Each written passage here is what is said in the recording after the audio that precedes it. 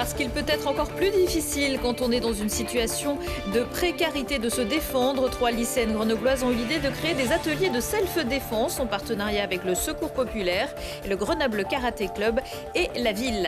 La neige s'accroche sur les hauteurs du col du Galibier à 2646 mètres entre Savoie et Isère. Fermé cet hiver, il aurait dû rouvrir à la fin du mois de mai. Mais le travail de déneigement s'avère plus long que prévu. Tant pis pour les cyclistes. Et puis face aux favoris de la demi-finale de Pro D2 Provence Rugby, Grenoble espère créer la surprise jeudi soir à Aix. Malgré les points retirés en début de saison, les Isérois sont parvenus à se qualifier pour le dernier carré et veulent montrer qu'ils sont capables d'aller encore plus haut. Bonsoir à tous, bienvenue dans ce JT du mercredi 29 mai 2024. Du lundi au vendredi à partir de 18h, l'essentiel de l'actualité du Grand Grenoble. Faut pas trop les chauffer. C'est à la chaufferie à Grenoble que des ateliers de self-défense ont été mis en place à destination de femmes bénéficiaires du Secours populaire de l'Isère pour se défendre en cas d'agression. Une idée de 3 élèves de terminale du lycée Argouges dans le cadre de leur projet d'études. Ambre Crozet. Apprendre à se défendre par les sports de combat. Oser ne pas avoir peur d'affronter son agresseur. Ce soir à la chaufferie, une vingtaine de femmes sont présentes sur le tatami. Avec elles, 4 professeurs, dont Gilles Assiotti qui encadre la séance. Genou ou plexus ou tête. Bon. Si ces cours ont vu le jour, c'est grâce au projet de Karima et ses 2 autres camarades du lycée Argouges. Passionnée de sport de combat, la jeune lycéenne a à cœur de faire découvrir ces disciplines aux femmes. Et vraiment, ça serait pour encourager les femmes à continuer là-dedans. Je voudrais les encourager à aller dans des sports de combat, même autres, les motiver à faire du sport, à faire autre chose aussi. Un projet rendu possible grâce au soutien du Secours populaire. Elle n'a pas lâché prise. Elle était tellement dans son projet pour que les femmes soient protégées qu'elle nous a harcelés. Elle a même pleuré un jour. Les femmes découvrent des techniques, des gestes de protection ou encore des mouvements pour bloquer son adversaire. Une soirée d'apprentissage, mais aussi de bonne humeur. J'ai jamais imaginé ce genre de situation. Et je me suis dit que ça peut nous arriver. Donc une fois j'ai testé, c'était vraiment un petit peu drôle au début, mais d'un côté c'était comme si j'ai réalisé un défi. J'ai trop aimé le fait de faire ce genre de défense à un homme. Ce soir, les participantes s'investissent à 100%, une fierté pour les instructeurs. Certaines ont bien percuté et qu'il y a des petits trucs qui vont rester et que quand elles vont se déplacer ou dans la rue ou dans un bus, dans des lieux un peu critiques, elles auront, j'espère, ce petit déclic en disant attention, il faut que je fasse attention aux issues de secours, il faut que je fasse attention comme je suis positionné et puis tout ce qui va avec, quoi. Une semaine de stage plus qu'enrichissante pour les participantes et Karima, pleine d'étoiles dans les yeux, a réussi à convaincre que les sports de combat ne sont pas réservés qu'aux hommes. Mais pas du tout. La perpétuité assortie d'une période de sûreté de 22 ans contre Gabriel Fortin. La cour d'assises de l'Isère a confirmé mardi soir la peine prononcée à Valence l'an dernier. L'ancien ingénieur a été reconnu coupable de l'assassinat de 3 personnes et une tentative d'assassinat début 2021. Entre le Haut-Rhin, la Drôme et l'Ardèche, le jury a retenu l'altération du discernement, mais a écarté la diminution automatique de peine. Un verdict que Gabriel Fortin n'a pas pu entendre puisqu'il avait refusé d'assister à ce procès en appel. La place des déchets, c'est à la déchetterie parce que ses habitants n'habitent pas tous à proximité d'une des 21 déchetteries du territoire. La métropole relance en ce mois de juin qui arrive le service flexi de déchetterie mobile et éphémère. Premier stop ce samedi devant la salle des fêtes de Proveysieux et sur le mile Marcel Cachin à Fontaine. L'an dernier, 88 tonnes de déchets ont pu être collectées et réorientées grâce à Flexi. Vous les connaissez si vous êtes des amateurs de cyclisme et des habitués du Tour de France. Entre Isère et Savoie, l'école de la Croix de Fer et du Glandon devrait rouvrir à la fin de cette semaine. Ce sera sans doute un peu plus tard pour le col du Galibier. Les hauteurs de neige assez inédites cette année, à plus de 2000 mètres, ont quelque peu retardé le processus. Voyez le reportage réalisé par notre consoeur Cindy Chalon de Maurienne TV, que l'on remercie au passage.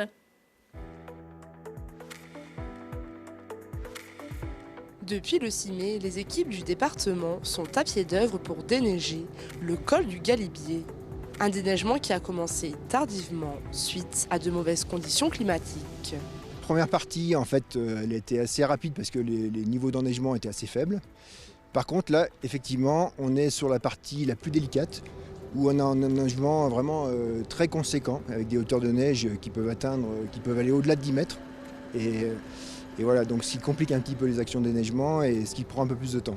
Lorsque les murs de neige sont trop importants, l'opération se fait en plusieurs étapes. On a une première fraise à chenilles qui vient progressivement grignoter les épaisseurs de neige et successivement qui vient réduire l'épaisseur de neige jusqu'à atteindre la route. Et derrière, on a une fraise dite à pneu en fait, qui vient fignoler et finir un petit peu l'épaisseur de neige qui reste sur la chaussée. 3 personnes travaillent tous les matins de 6h à midi. Une période où les risques nivologiques sont moins élevés.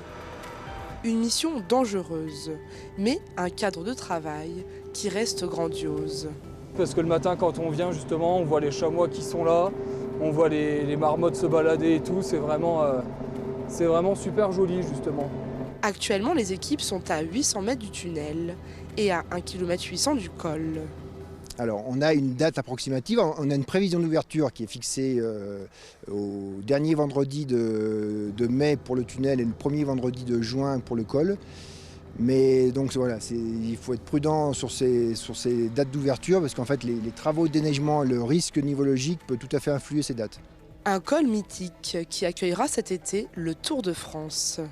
Pour cet événement, aucun chantier n'est prévu, car l'enrobé est encore en bon état.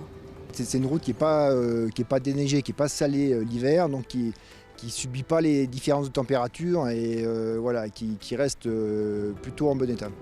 Encore quelques semaines de patience et vous pourrez gravir ce col de 2642 mètres d'altitude en vélo, en voiture ou en moto. Toujours en Oison, si vous êtes un habitué du speed flying aux Deux Alpes, il va falloir songer à recycler votre voile ou changer de spot. La mairie vient de prendre un arrêté pour interdire cette pratique de rase-mode sur sa commune du 1er mai au 30 novembre. Le site de Venosque est devenu mondialement connu et accueille même chaque année un grand meeting. Seulement, des parapentistes et des randonneurs se sont plaints des risques de collision. L'association Splitfly a de son côté lancé une pétition contre cette mesure. De Dax à Aix, après s'être qualifié la semaine dernière pour les demi-finales de Pro D2 face à Dax au Stade des Alpes, le FCG a rendez-vous jeudi soir à Aix sur la pelouse du Provence Rugby. Chez le leader, les Rouges et Bleus vont devoir mettre les bouchées doubles, d'autant que les Aixois les avaient battus 44-20 lors de la 30e journée du championnat. On a un jeu fait de vitesse et que dès qu'on est un peu embêté sur les zones de rock, forcément on arrive moins à mettre notre jeu en place, nous, Grenoble, parce que voilà, on veut déplacer le ballon, mais c'est un focus qu'on fait toujours sur nos matchs, et il y a des matchs où vraiment on avait appuyé là-dessus, on avait été performants, notamment la semaine dernière par exemple, donc oui, il va falloir réappuyer là-dessus, il va falloir que tout le monde prenne conscience que c'est quelque chose d'hyper important pour qu'on puisse mettre notre jeu en place, forcément, mais je trouve que quand on met notre jeu en place, on prend du plaisir là-dedans, donc c'est important. On est prêt pour aborder ce genre de match parce qu'on a l'expérience des phases finales l'année dernière où il y a déjà eu des bras de fer. Et là, maintenant, on a des joueurs d'expérience qui nous ont rejoints et c'est sûr qu'on va avoir ce type de match sur peut-être la deuxième partie, la deuxième mi-temps. Ça faisait plusieurs matchs quand on nous ralentissait les ballons et que je pense que le match de Dax a montré qu'on a été en capacité de conserver et de garder notre vitesse. Quand on est focus sur cette zone-là, quand on arrive à bien libérer, on arrive à mettre notre jeu en place. La force d'Aix-en-Provence, c'est celle-là, c'est de pouvoir tout ralentir. Je ne sais pas si Piazzoli jouera, mais en tout cas, il y a 15 jours, il nous a fait mal au sol, il nous a gratté plusieurs ballons, Il y en a quelques-unes avec les coups au sol qui n'ont pas été prises, donc j'espère que cette fois-là, on le prendra quand même à sa juste valeur. Aujourd'hui, on n'a plus rien à perdre, on a tout à gagner. On a gagné le respect du monde du rugby, chose qui est faite. Je pense que celle qui a le plus à perdre, c'est Provence. Ça fait 10 ans qu'ils attendent ça, ça fait 10 ans qu'ils attendent leur demi-finale, ça fait 10 ans que le président met beaucoup d'argent, investit beaucoup. Preuve en est encore le recrutement XXL qu'ils ont fait alors qu'ils sont qu'en demi-finale. Preuve en est qu'aujourd'hui, la pression est sur les épaules et pas sur les nôtres. 1200 supporters grenoblois feront le déplacement à Aix pour cette rencontre. Coup d'envoi à 21h.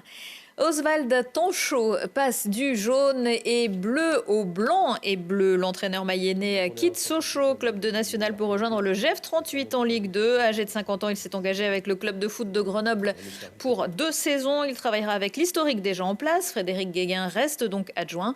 Oswald Tonchot remplace Laurent Perlade qui assurait l'intérim depuis le limogeage de Vincent Ognon. Après une série de défaites en début d'année, le GF 38 a terminé cette saison à la 11e place du championnat.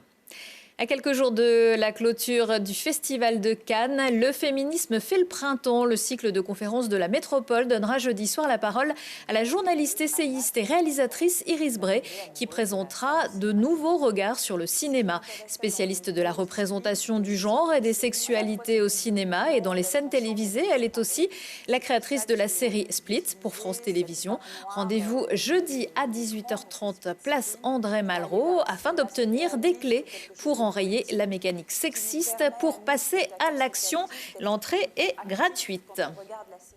Passons genre, et que nous disent les vêtements de la façon dont nous nous définissons et dont on nous définit.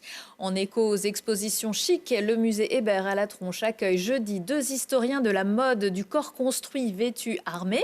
Soline et Nicolas Antor-Baptiste se pencheront sur la manière dont le vêtement a glissé du masculin au féminin dans l'histoire et ce que ça révèle des codes qui habillent la société actuelle. Dans Si on parlait aujourd'hui, Lucille Dailly reçoit Marie-Annick, la rockeuse grenobloise qui lève la voix et le poing pour étancher les douleurs sur scène et en studio. Olivier Pichon, passionné d'histoire et de modélisme, qui reproduit la mémoire du débarquement de Normandie sous la forme de diorama. Et puis on prend la balle de Roland-Garros pour rencontrer le Grenoble Tennis Padel, révélateur de talent pourvu que la diversité monte au filet. Retour de l'actu dans 1 heure et en replay sur télégrenoble.net. On se quitte en musique avec l'ex-amuse-gueule rebaptisé LMZG. Le groupe grenoblois plus électronique, plus cuivré, plus club sera en concert jeudi soir à la Belle Électrique en première partie de Soviet Suprême. Excellente soirée à tous. Nouveau burger au drive d'à côté, je les veux tous.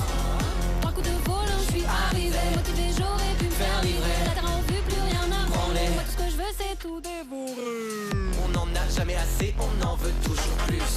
Jamais assez, toujours plus, on n'en a jamais assez. On n'en a jamais assez, on en veut